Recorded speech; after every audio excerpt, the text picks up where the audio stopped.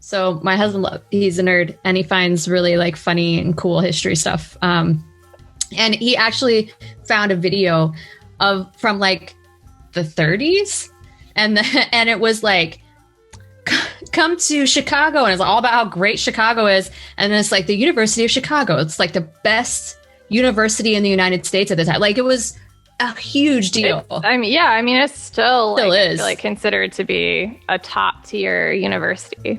For research specifically, right? Isn't it like a top research school? Yeah. Yeah, definitely. Yeah. But in general, like the name carries a lot of prestige. Mm-hmm. Yeah. Yeah. But so they talk about that too, which like I said, because I saw a meme the other day that was like, find someone to love you the way that people from Chicago love Chicago. And I'm not even from here. And I feel like I fall into that where I'm like, it's the best city. Yeah. Everyone should be here. Like there's definitely that like Chicago obsession. But I mean, I think it's like kind of with good reason. Yeah. I mean, I'm not even going to start this whole debate because it'll be all controversial and shit. But I mean, it's the whole like New York versus Chicago thing. And I'm not from either place, so I can't be biased. I've lived in Chicago. I lived there for about 2 years. I have traveled to New York City many times. I never lived there, though, full transparency. But Chicago is just like a little superior to New York City in a lot of ways. Sorry. I would have to agree. And again, one of them especially, like, I mean, yeah, I don't know. I think the reason people are obsessed with Chicago the way they are is because we're like in the middle. Yeah. And we're the only thing here, by the way. That's it. And we're in the middle, but we have beaches and we have the lake and we have, I don't know, we just kind of have the best of everything. And then we also have the food. Cleaner. It's cleaner. It's cheaper. There are alleyways to put your garbage in. Correct. That's a big thing that New York doesn't have. It's really bizarre. I rarely throw your trash out in front of your apartment.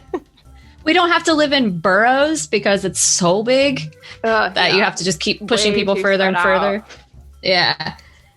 Anyway, it's all great. I love New York. I do love to visit there. I could never afford to live there because I work in nonprofit.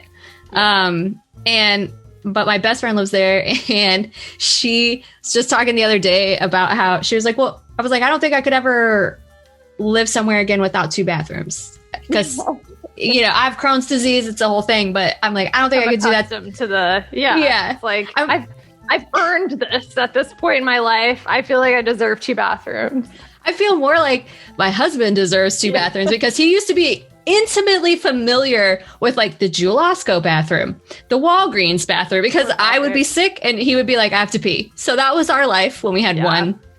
And she was like, well, you could afford 2 bathrooms here. She was like, in Queens, if you gave up a bedroom. So basically she's like, you could have 1 bedroom.